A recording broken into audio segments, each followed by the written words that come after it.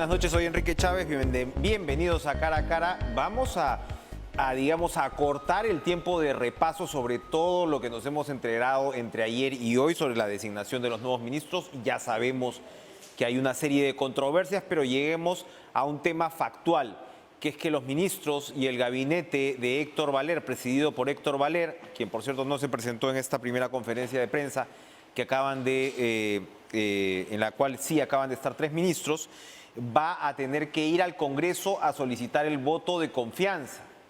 Y esa es, digamos, una tarea ineludible para marcar o formalizar el inicio del trabajo de este nuevo Consejo de Ministros. Leo rapidito un tuit de Sigrid Bazán, de la congresista Sigrid Bazán: un gobierno que pretende mantenerse firme en la promesa de un verdadero cambio no puede ahora poner a la cabeza de un gabinete a quien va de partido en partido y probando suerte, agresores y terruqueadores. Una decepción sin duda.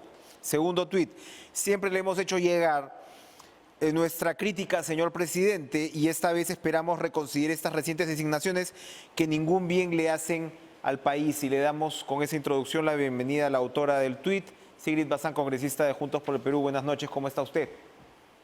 ¿Cómo estás, Enrique? Muchas gracias por el espacio y muy buenas noches a ti y a tus televidentes también. Bueno, su interpretación sobre este tuit, porque como digo, finalmente esto va a llegar a un punto en el cual este gabinete, con toda esta controversia, va a tener que solicitar el voto de confianza. ¿Usted cree que si el presidente no hace caso a su invocación de rectificación de las designaciones, el gabinete Valer pueda obtener el voto de confianza? Mira, Enrique, no es solamente hacer caso de la invocación que he hecho finalmente, de la misma manera en la que hemos hecho muchas invocaciones, exhortaciones y críticas, ¿no? Sino que en realidad también es un poco un llamado a que el presidente de la República escuche a su bancada.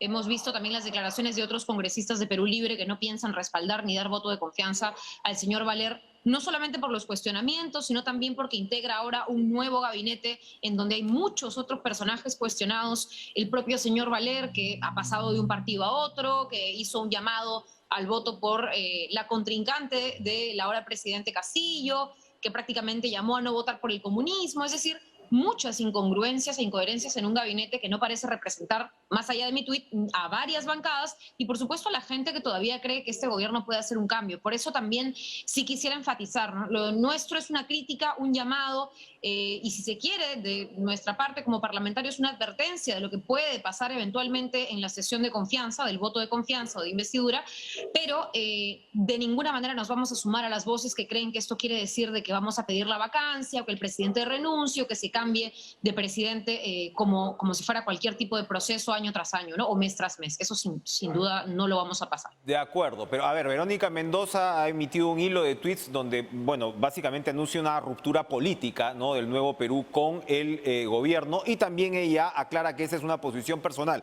Un hilo bastante interesante, por cierto, que elabora mucho sobre cuál era la motivación política del Nuevo Perú para integrar el gabinete y qué es lo que ha pasado ahora. Pero usted es una política joven, pero muy enterada. Entonces veamos desde otro ángulo este tema. El señor Bermejo comparte bancada con Valer. O sea, hay también allí una lógica de parcelar el gabinete que me imagino responde a cierta estrategia del presidente. Me imagino, es decir, de esa bancada de Perú Democrático está el señor Valer, ha sido ratificada Betsy Chávez en trabajo, y hay un señor que está en Interior, el señor Chávarri, que trabajó en la gestión accidentada y controversial del señor Barranzuela, que era muy cercano a Bermejo. Entonces, para empezar, parece ser que el congresista Bermejo tiene el oído del presidente. ¿O me equivoco en esa evaluación? ¿Qué piensa usted?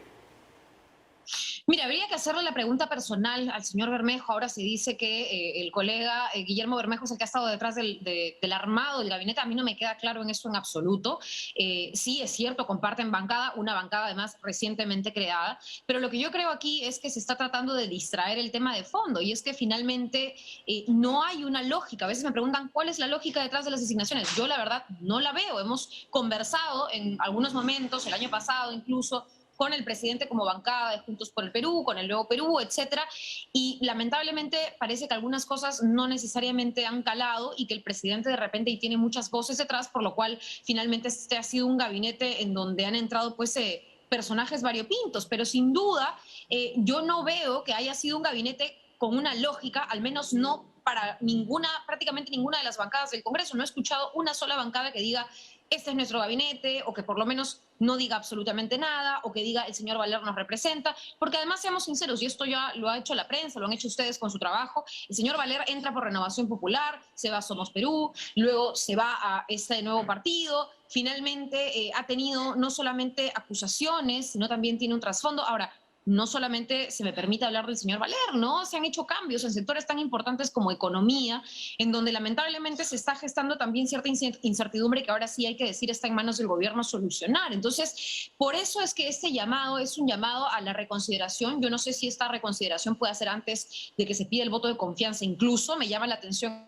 algo que comentabas, Enrique, antes de la entrevista, y es que no estuvo el propio Premier en la conferencia de prensa que se anunció desde la PCM el día de hoy, cuando él preside el Consejo de Ministros. Entonces, lamentablemente, yo sí aquí veo una falta de liderazgo en ese gabinete y veo sin duda también cero lógica en cómo se ha conformado el mismo. En ese sentido, nosotros creemos que tiene que haber un cambio, ¿no? No, claro, cuando me refiero a lógica, me refiero a una lógica probablemente de repartición política, porque efectivamente, por decir de alguna manera conceptual o políticamente, el gabinete, como señala usted, no parece muy coherente. Pero a ver, por ejemplo, ¿qué pasa en sectores donde se ven virajes? Usted acaba de decir el MEF, ¿no? Sale Franque, que es un economista de izquierda, que estaba manejando el tema, y entra el señor Graham, que es un funcionario, digamos, más ortodoxo, ¿no? Dentro del MEF, y lo que se decía es, en todo caso, si tienes a Franque en el MEF, este sigue siendo un gobierno de izquierda. Ahora habría que ver eso. Pero otra cartera como la de mujer, ¿no? La de la congresista Ugarte, se ha también recordado mucho, ha habido algunos tuits llamativos y comentarios que dicen, bueno, tienes a Ceballos, que ha impulsado la vacunación, y ahora en mujer tienes a una congresista que había expresado puntos abiertamente antivacuna, ¿no? Mira, de nuevo, para tratar de esbozar alguna teoría, yo no puedo estar detrás de, no sé si el presidente o de quien sea que haya gestado ese gabinete, como te comento, pero uno podría decir, bueno, que la congresista Ugarte haya entrado en mujer responde a una cuota de Perú Libre, pero realmente ¿es ella alguien que responda a Perú Libre cuando varias congresistas, he visto los tweets de Silvana Robles, he visto el tweet de la compañera Portolatino, no están respaldando estos cambios? Entonces, ¿a quién responde?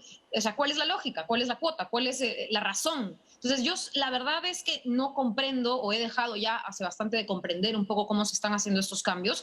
Siempre le hemos dicho al presidente que él es el presidente, que él debe tomar la última decisión, pero lamentablemente y en esta oportunidad no entendemos muy bien a qué razones ha respondido. Lo que sí me queda claro es que este gabinete, mira, no cuenta con nuestro respaldo. No hemos decidido una opción colectiva sobre el tema del voto de confianza, porque eso sí hay que acordarlo íntegramente como bancada, entonces yo no puedo adelantar una posición tal cual, pero sí te voy adelantando que hasta ahora pues no tiene ninguna aceptación, ninguno de los congresistas, la verdad, con los que yo vengo conversando de alguna manera está pues ahí en ese respaldo, y yo estoy segura que el presidente en algún momento también ha hecho caso a esas críticas y ha hecho sus cambios, en algún momento, no siempre, pero esta vez de repente sea una buena vez para escuchar este tipo de comentarios, ¿no? A mí me parece una decisión lamentable, no desde el lado de la vacancia, no desde el lado de poner figuras para recortar el tema presidencial. De hecho, yo acabo de presentar un proyecto de ley hace 2 días que pone ciertos requisitos para ser presidente, uno de los cuales tiene que ser también no haber sido acusado por lavado de activos, no haber sido acusado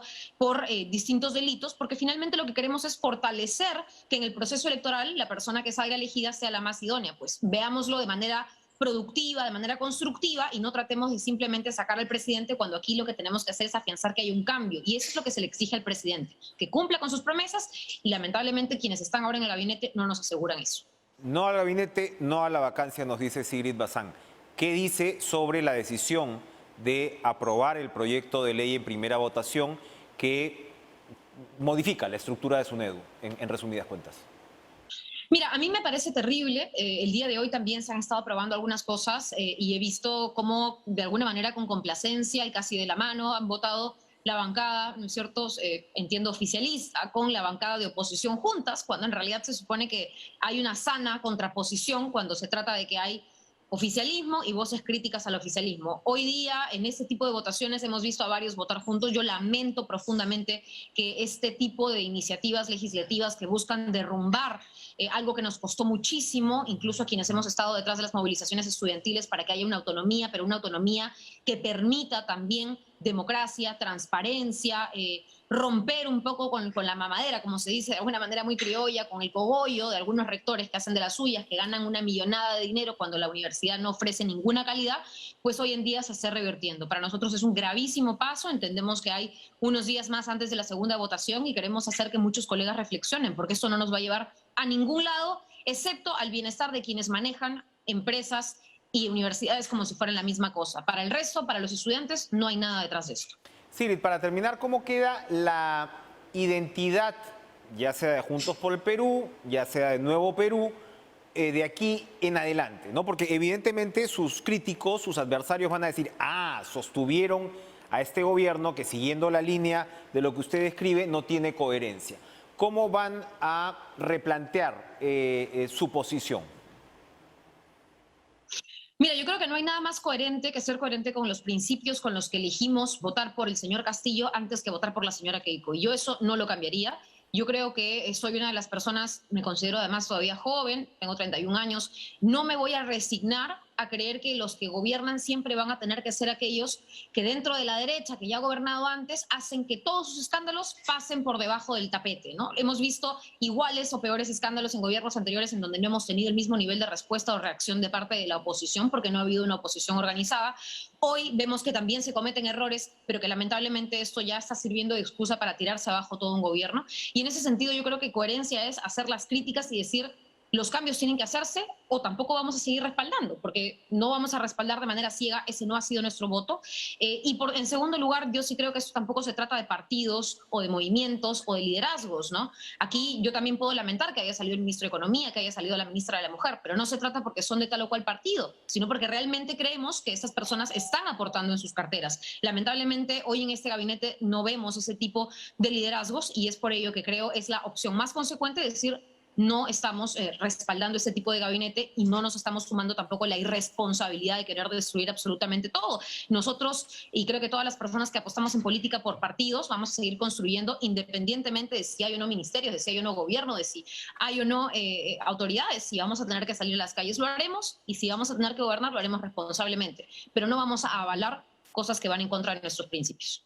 Bien, muchas gracias Sigrid Bazán por acompañarnos como siempre aquí en Cara a Cara, congresista de Juntos por el Perú. Gracias por la sinceridad además de sus respuestas. Vamos a conversar con un colega de la congresista Bazán, con Eduardo Salguana. Yo quería de todas maneras también introducir esto porque hay un tuit de la bancada de APP que señala, es un pronunciamiento, ¿no?, ante el nombramiento del nuevo gabinete.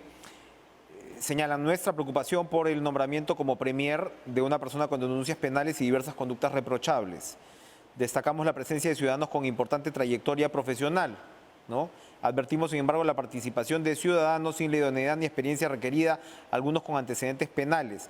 La elección del nuevo gabinete no puede ocultar las últimas denuncias sobre gabinete en la sombra, asesores con excesivo poder y la presunta corrupción en los ascensos policiales. El país exige explicaciones del presidente de la República. Exhortamos a Pedro Castillo asuma esta coyuntura con alta responsabilidad y revalúe su decisión, que de mantenerse generará mayor inestabilidad política a la ya existente. Y le damos la bienvenida a Eduardo Salguana, vocero de esta bancada de Alianza para el Progreso. Congresista, un gusto verlo. ¿Cómo está? Igual, Enrique, buenas noches. Lo veo muy recuperado. Qué bueno. Sí, Enrique, gracias. Gracias a Dios estamos tranquilos y ya de vuelta en las lides parlamentarias. Bien, a ver, y vaya lides. Acabamos de hablar con la congresista Bazán. Claramente la bancada de Juntos por el Perú ha marcado distancia ya con el gobierno. Ojo, tienen por lo menos al presidente de Juntos por el Perú, Roberto Sánchez, sigue siendo ministro de Comercio Exterior y Turismo, pero claro, él representa, entiendo yo, una línea distinta a la de Nuevo Perú estrictamente. Ustedes acaban de emitir este comunicado, rescatan la presencia de algunos ministros, ¿no?, de manera positiva, pero claramente ven un problema para empezar con el presidente del Consejo de Ministros. ¿Ustedes lo que pedirían, en principio, es un nuevo presidente del Consejo de Ministros? Mira, yo creo que lo importante, Enrique, en este momento es que tenemos que hablarle con toda claridad y con toda franqueza y toda transparencia al país, como APP siempre lo ha hecho. Y creo que es hora de decirle al presidente de la República que no puede seguir tratando el tema tan delicado, tan complicado como es la conducción de un país difícil como el Perú, de la manera como él lo está manejando, ¿no? Y la primera preocupación que tenemos es con el Premier, ¿no? Es nuestro colega, lo respetamos, pero ya estamos viendo las reacciones que hay en las redes sociales y en los medios de comunicación, porque lamentablemente hay antecedentes negativos que sin duda alguna van a pesar estos días para una decisión del presidente que creo que debe tomarla. O sea, creemos que quien asume la titularidad del primerato tiene que ser una persona con antecedentes positivos, correctos, con una trayectoria personal y profesional destacada. Y lamentablemente el colega tiene estas situaciones que seguro en los siguientes días se van a hacer mucho más evidentes y va a generar o va a ahondar una crisis política en la cual ya estamos sumergidos y creo que no le hace bien ni al gobierno del señor Castillo y menos al resto de los peruanos que esperábamos un gabinete recompuesto, nuevo, con gente idónea, que seguro la tiene, como nosotros destacamos en el pronunciamiento, pero sin duda quisiéramos más elementos de esa categoría en el gabinete ministerial. ¿A quién destacaría usted puntualmente el gabinete? Mira, a nosotros nos parece, por ejemplo, destacada la presencia del doctor Landa, que es un destacado jurista, miembro del tribunal, ex miembro del Tribunal Constitucional, el propio ministro de Economía, la permanencia del doctor Ceballos en salud, de la doctora Boluarte, el ministro de Vivienda, que es un joven profesional bastante interesado, dinámico, ¿no? Entonces, o sea, hay una base, según lo que usted me dice, para poder rectificar al gabinete sin tirárselo todo abajo, por decirlo así. Por supuesto, o sea, yo creo, como te decía al principio, que tenemos que hablarle con total franqueza al país y al presidente, ¿no? Si se ha tomado una decisión en este caso que incluye a ciudadanos notables, destacados, tenemos que decirlo. Y obviamente él puede volver a recomponer su gabinete, darse cuenta que el Premier no le garantiza un prestigio o una relevancia personal que se necesita para tan importante cargo. Él tiene que corregir de manera inmediata porque ya aquí en el Congreso se escuchan tambores de otra naturaleza, anuncios complicados, que tú sabes bien, ¿no? Ya están elaborando situaciones vinculadas a la vacancia, exhortaciones de renuncia, y creo que no hay que llegar a esa situación que sin duda generaría mucho más inestabilidad política al país. ¿Usted cree que este gabinete como está no pasa el voto de confianza? Dudo mucho, Enrique, dudo mucho. Hoy día hemos estado conversando con casi todos los colegas de las bancadas, hay mucha preocupación, porque el Congreso tiene una enorme voluntad de colaborar, de contribuir a que la democracia, más allá del gobierno de turno, se consolide. O sea, aquí se trata de que el sistema político peruano perviva en el tiempo y que no sea por estas coyunturas o por estas situaciones equivocadas del mandatario podamos tomar decisiones que no correspondan. Pero el presidente tiene que tomar también actitudes de corrección, de enmienda, de autocrítica. Y ahora se lo estamos diciendo como bancada PP, y seguro que otras bancadas no lo he escuchado así, pero supongo yo que también lo ha manifestado en ese sentido. Ahora, lo que conversábamos con Sigrid Bazán era también, yo intentaba encontrar algún tipo de lógica por el lado del cuoteo, ¿no? A ver, de la bancada esta de Perú Democrático, que se ha declarado prácticamente como una bancada oficialista, chiquita pero oficialista, lo tuvimos al señor Valera hace unas 2 o 3 semanas acá explicándonos cuál era la agenda de la bancada, comenzando por la Asamblea Constituyente.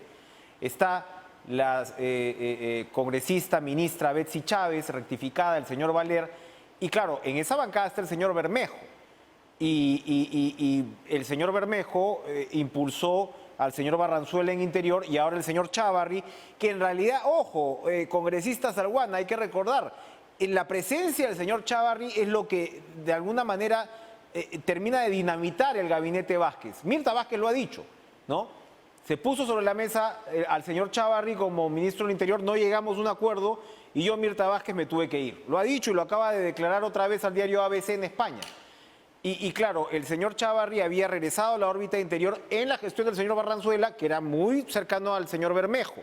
Entonces, pareciera por ahí que hay un cuoteo por el lado de un aliado y hay algo pues con el sector magisterial, ¿no? La ministra Ugarte, que está en mujer, el señor Silva se ha quedado en el MTC a pesar de algunos cuestionamientos, etcétera, etcétera. ¿No habrá pensado el presidente que así de alguna manera satisfacía a ciertos grupos políticos? No, es evidente, Enrique, ¿no? Que eso ha sucedido. Y antes de continuar desarrollando la respuesta a tu pregunta, también quiero destacar la continuidad de la colega Betsy Chávez, que me parece una profesional decente, una congresista bastante sensata, bastante concertadora, ¿no? Ahora, es evidente que aquí ha habido un cuoteo en la distribución de los ministerios, ¿no? También, obviamente, la presencia de Bermejo nuevamente vuelve a cobrar notoriedad, ¿no? Pues porque para nadie escapa de que la bancada del señor Bermejo, integrada por 5 o 7 congresistas, ¿no? El vocero de esa bancada era precisamente el que ahora es premier. Y sin duda alguna ha sido propuesto directamente por el colega Bermejo, lo cual resulta bastante preocupante, ¿no? Ahora, en general, yo lo que veo aquí en el Congreso es mucha preocupación por esta designación, ¿no? Y también por la designación de algunos ministros que, revisando su currículum, su trayectoria profesional y personal, no tienen sin duda pues la experiencia ni la capacidad para manejar ministerios tan importantes en un momento de crisis ambiental, crisis económica y crisis sanitaria, ¿no? Además de eso, hay algunos con antecedentes penales que creo que a estas alturas ya resulta bastante inaceptable. Congresista Eduardo Salguana, muchas gracias como siempre por atendernos también aquí en Cara a Cara. Seguimos esta ronda parlamentaria y rápidamente le damos la bienvenida a Edgar Tello, congresista de Perú Libre. Y le reiteramos, por supuesto, siempre el agradecimiento por conversar con nosotros. Congresista Tello, ¿cómo está usted? Buenas noches. Buenas noches, un gusto y gracias por la invitación. Bueno, su interpretación digamos, la recepción que ha tenido este gabinete, y se lo digo así directamente citando a Salguana. Él dice, conversando con todas las bancadas, lo que encuentra es una percepción sumamente crítica. ¿Usted comparte esa posición, congresista Tello? Bueno, esa apreciación de algunos congresistas, de algunas bancadas, que estamos en un país democrático y de derecho de opinar y dar su punto de vista, ¿no? Bien, pero entonces, esto a lo que voy, ¿se puede traducir? ¿Usted cree que el gabinete Valer, tal como está, puede obtener el voto de confianza?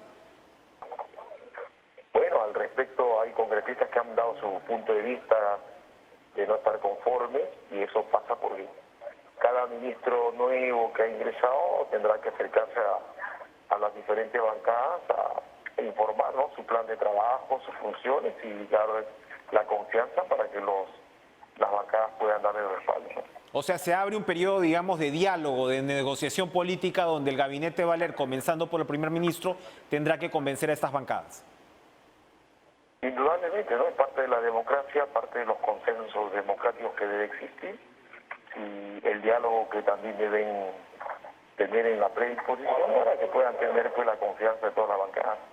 ¿Cómo observa, congresista Tello, al primer Valer? Me imagino que hay algunos ministros que ustedes desde la bancada de Perú Libre o desde el sector en el que está usted los ven con no sé si no me está escuchando. ¿Cómo observa, decía yo, al congresista Valer, al primer ministro Valer? Aló, ¿le escucho? Sí, ¿cómo observa, cómo evalúa ya usted como congresista perteneciente a la bancada de Perú Libre y perteneciente más específicamente a lo que podríamos denominar al sector magisterial, al primer ministro? Bueno, saludamos la designación que han tenido el compañero Pedro Castillo con la profesora Katy Ugarte, que representa a los maestros del Congreso, y otros congresistas. Pero igual, ¿no? La confianza que debe existir en este nuevo gabinete debe pasar porque cada ministro exponga su plan de trabajo y se gane así la confianza de cada bancada. Bien, bien. Agradecemos a Edgar Tello, congresista de Perú Libre, están en medio, me parece, de una ceremonia, ¿no? Una intervención en el Pleno. Gracias por estar con nosotros, ojalá podamos conversar en estudios a la brevedad. Vamos a ir a una pausa y regresamos con Julio Schiappa, asesor político. Volvemos.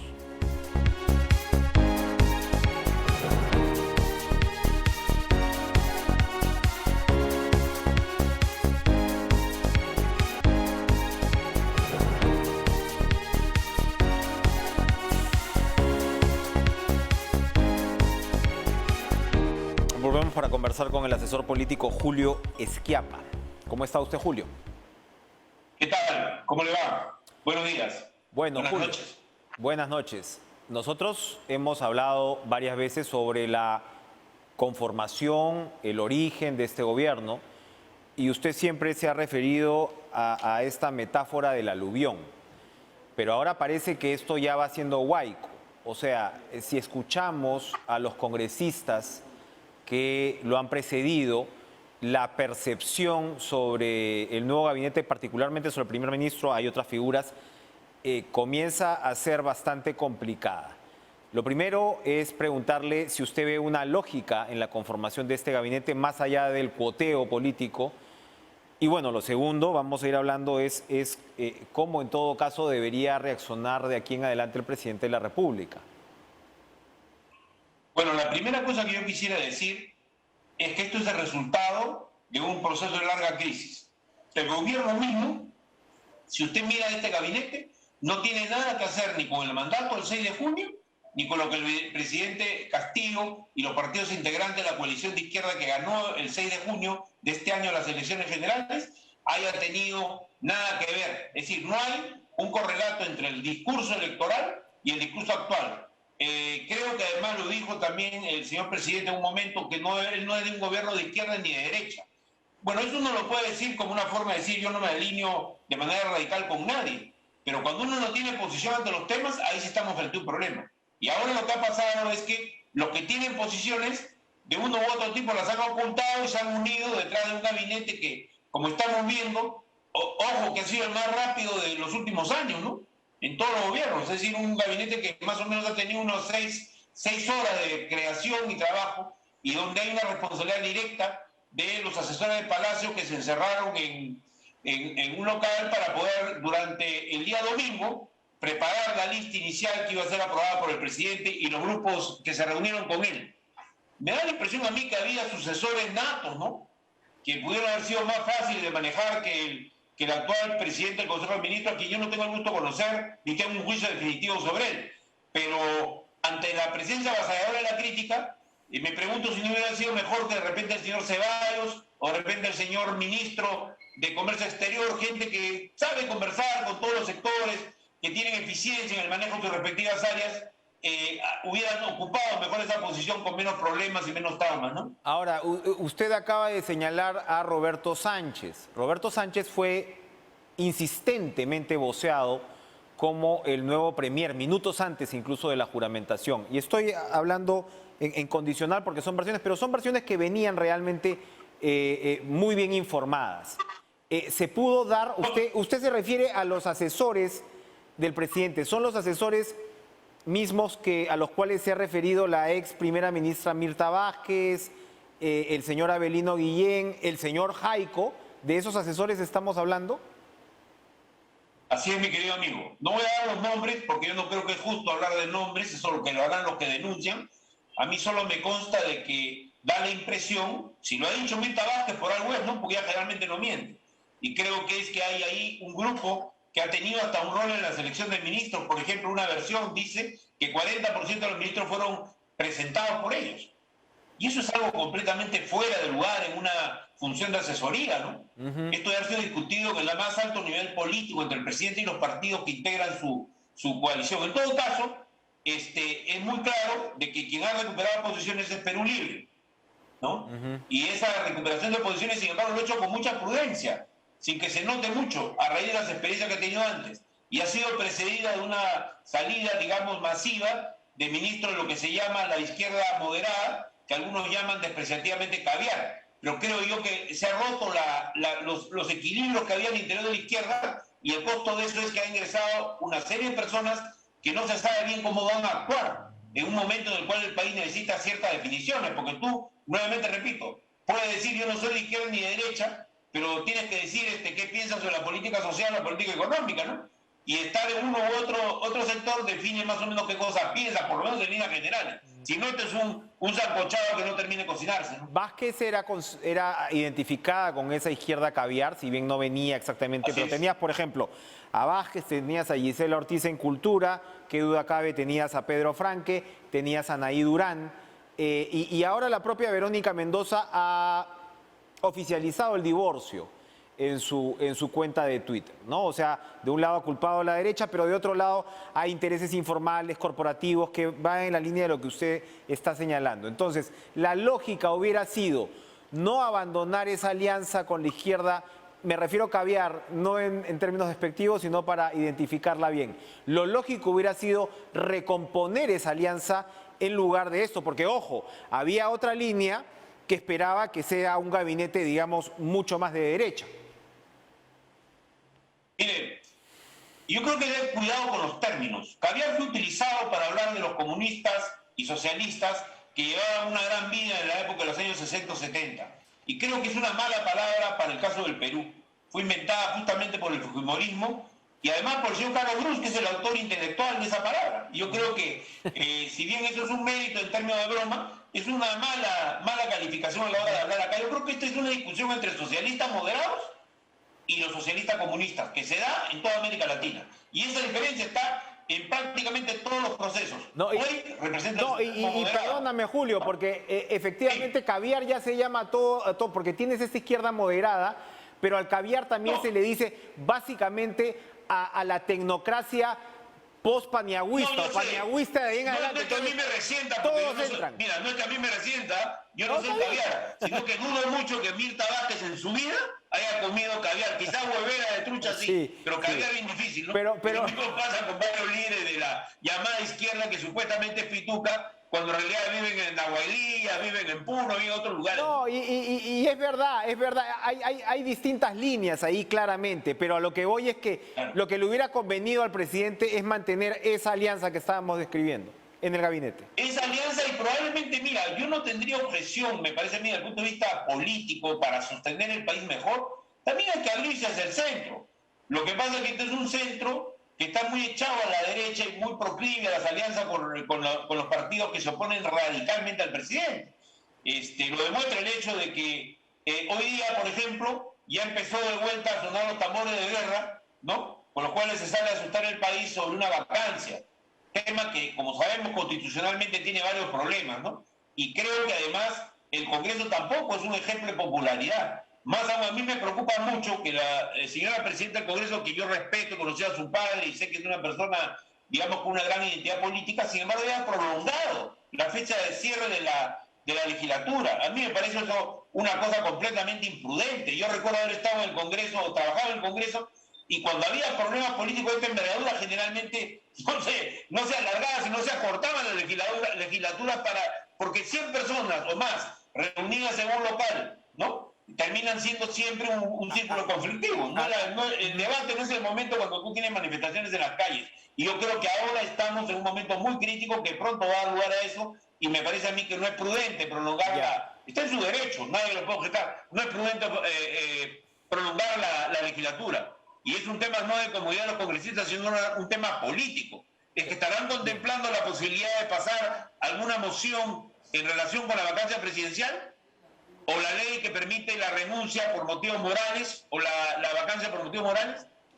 Probablemente hay ahí un efecto que, digamos, no es dominó, no es que caen las fichas en el gabinete y luego pueden caer la presidencia sin que pase nada. Cuando han caído las presidencias siempre ha habido violencia, siempre ha habido muertos, siempre ha habido dificultades, salvo el caso de Kuczynski. Creo que hay que tener mucha continencia, ¿no? Así es. A ver, pero, usted acaba de recordar a los famosos asesores del presidente, que parece él seguir confiando en ellos, entonces, ¿no? Habría que ver. Pero usted mismo es asesor político. Un filtrito, ¿no? Sí, pero yo soy profesional y no trabajo en el Estado. Yo, por ejemplo, puedo decir lo que a mí me parezca en el canal del Estado, siempre y cuando no hiera las buenas costumbres ni diga algo que es una barbaridad, ¿no? Yo sí tengo esa libertad. Ojalá, Julio, dentro de poco digamos el canal público, pero bueno. Así es. Más allá de eso, no, a lo que me refería, pues a su conocimiento como que ha tenido pues asesorías, ¿qué pasa que no se hacen filtros mínimos? Estamos hablando No de hay cosas servicio mínimas. personal. Tú puedes creer que se elija, te digo porque yo he trabajado 5 años en una empresa personal y sé el valor que tiene la selección. Entrevistas, tener ya encuestado mucho antes quiénes son los potenciales candidatos para un cargo. Yo he tenido a mi mando organizaciones muy grandes en los medios de comunicación hasta con 240 personas y la manejaba sin mayor problema porque tenía un sistema de selección de personal que incluso uno inventa, ¿no? Técnicas para poder, por ejemplo, saber si los periodistas te mienten cuando dicen que escriben bien o firman mejor.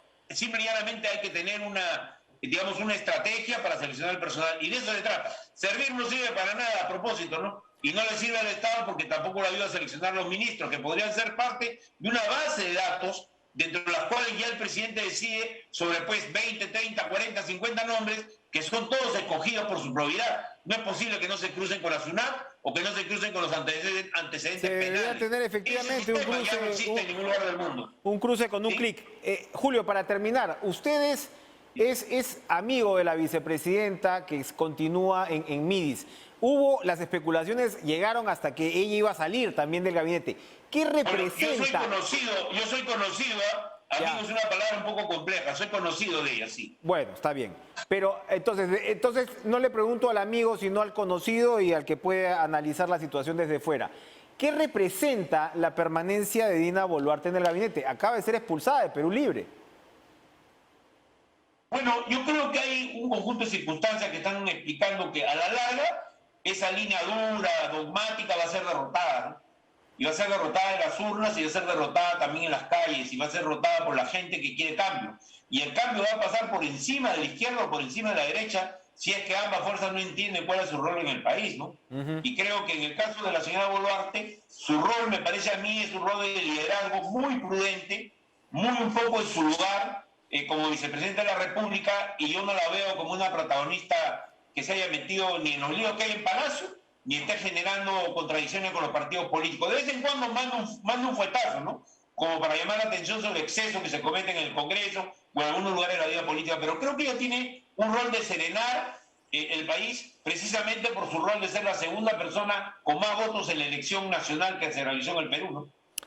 Gracias, Julio Schiappa. Gracias por estar con nosotros. Su ocurrencia, un gusto. Vamos a ir a una pausa, pero a ver, vamos a ponerle los reflectores o volver a los reflectores sobre un tema muy importante. Se aprobó finalmente esto que se ha llamado la contrarreforma de la SUNEDU. La ley en sí se llama la ley que recupera la autonomía universitaria. Y vamos a hablar con Luis Lescano, presidente del Instituto Peruano de Derecho Educativo. Volvemos.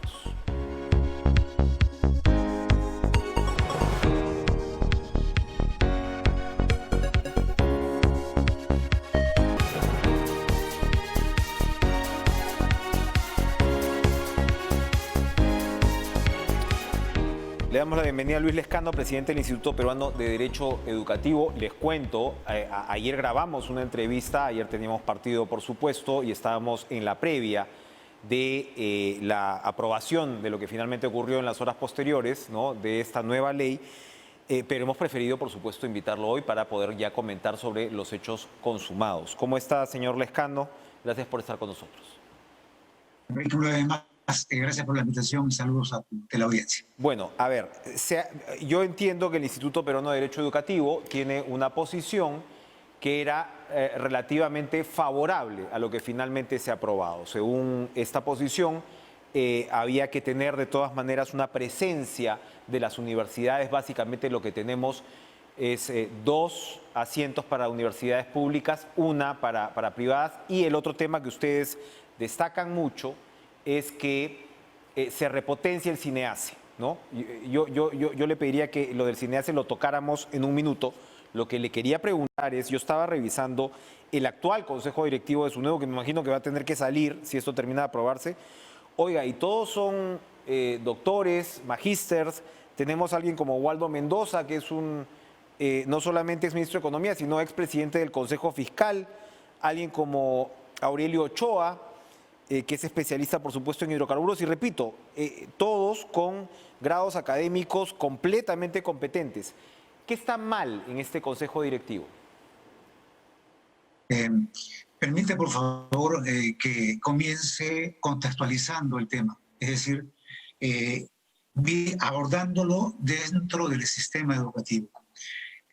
Y además, al mismo tiempo, por supuesto, dejar constancia que nuestra intervención deja a salvo absolutamente la honorabilidad del superintendente de la SUNEDU, el doctor Osvaldo Segarra, y de los consejeros. Por supuesto que sí, eso no cabe la menor duda, son gente muy decente por demás.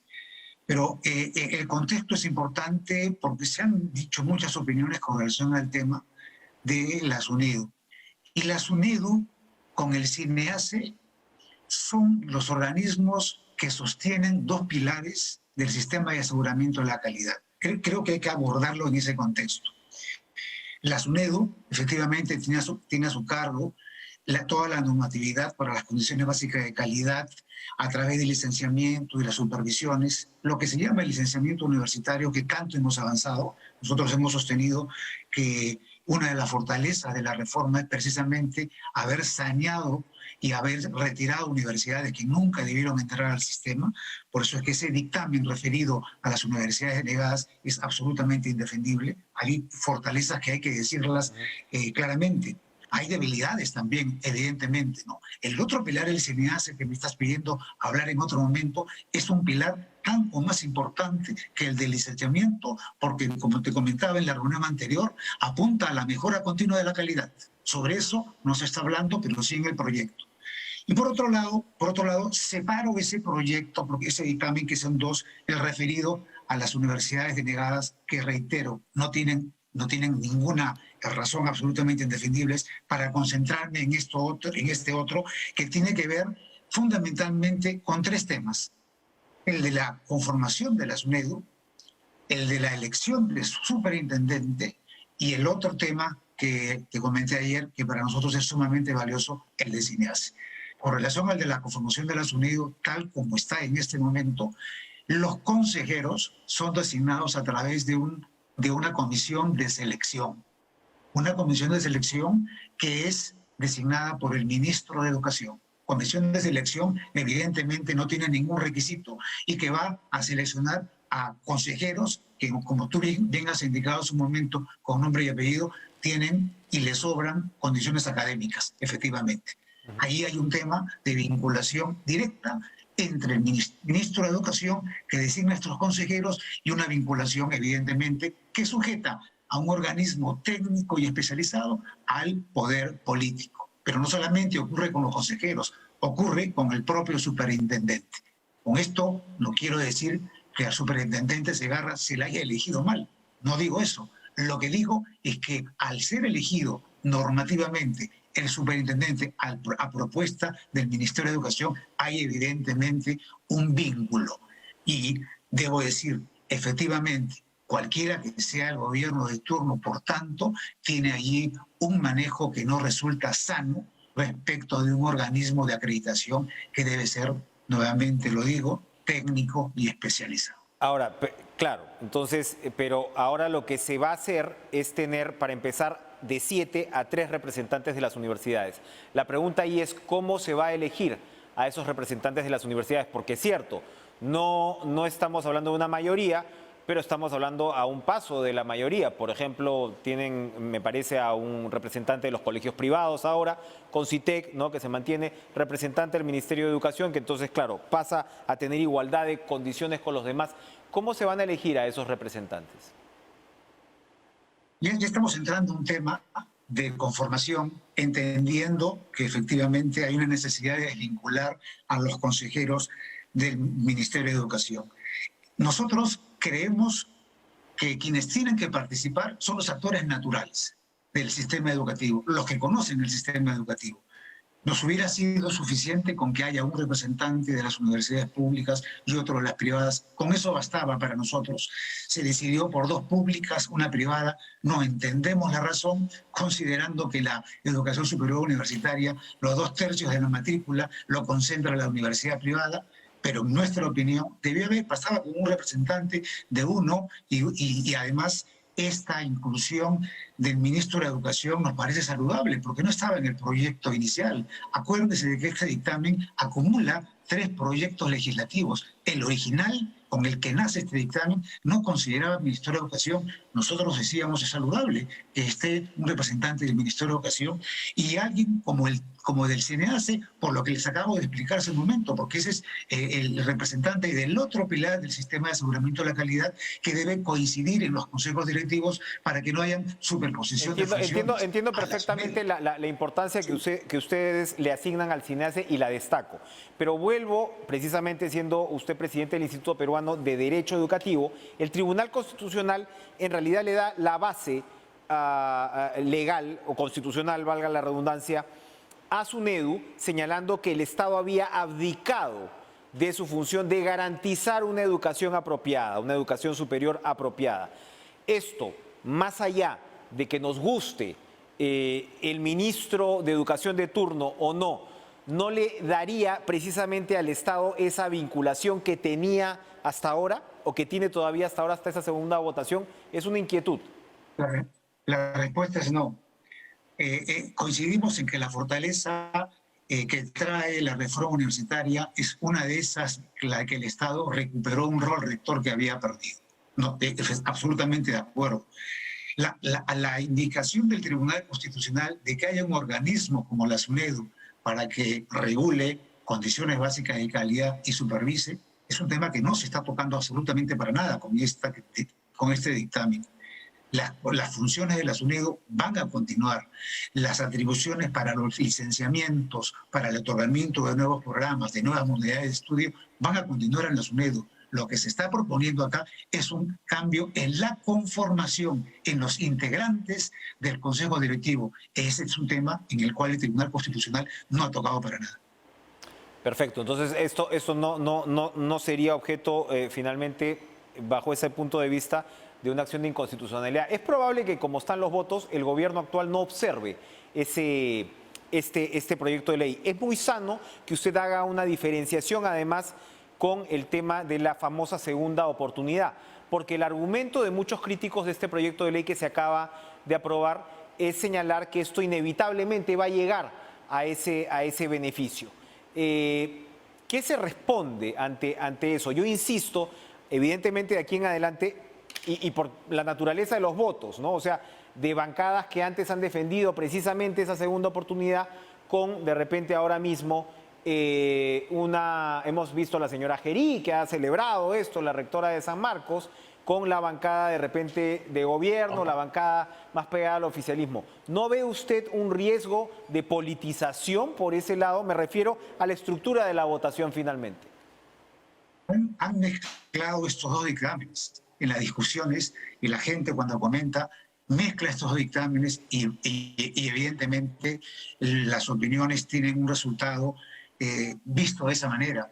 El dictamen que se ha aprobado no tiene absolutamente nada que ver con aquel otro, reitero nuevamente, indefendible, porque eso sí haría retroceder el sistema, todo ese esfuerzo que se ha hecho durante años para poder filtrar y sanear el sistema, quedándose 2/3 partes de todas las universidades que quedaron, han sido cerca de 50 universidades las que se están retirando del sistema, con una afectación estudiantil que desde nuestro punto de vista ahí hay una falta de estrategia que tuvo el Estado para impedir que eso haya ocurrido. Pero eso es un tema distinto. Lo que quiero resaltar es que ese saneamiento que se ha conseguido, consiguiendo que las universidades que se mantienen en el sistema, cumpliendo condiciones básicas de calidad, con rectores que no son los rectores de la ANR, sino son los rectores que precisamente se preocuparon para cumplir con esas condiciones básicas de calidad, eso creo que debemos conservarlo.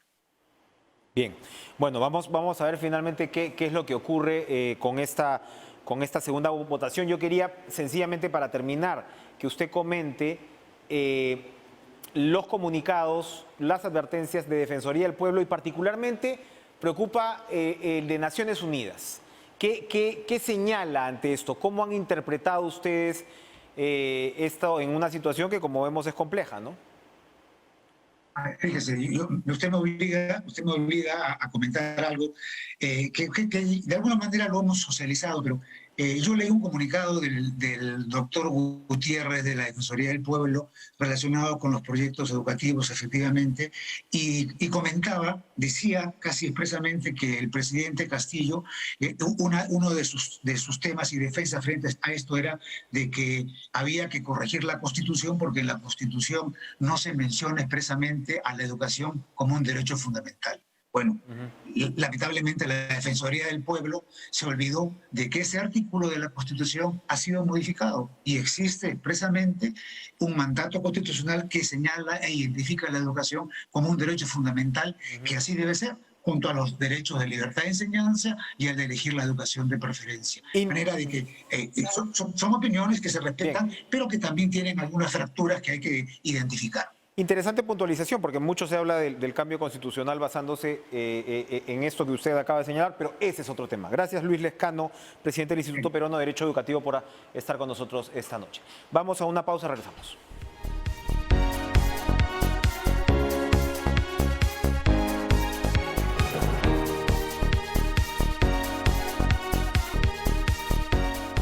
No sé si es el estudio, pero este cara a cara nos ha dejado, creo, acalorados, así que vamos a ir a tomar un refresco, pero va a seguir subiendo la temperatura, se los aseguro.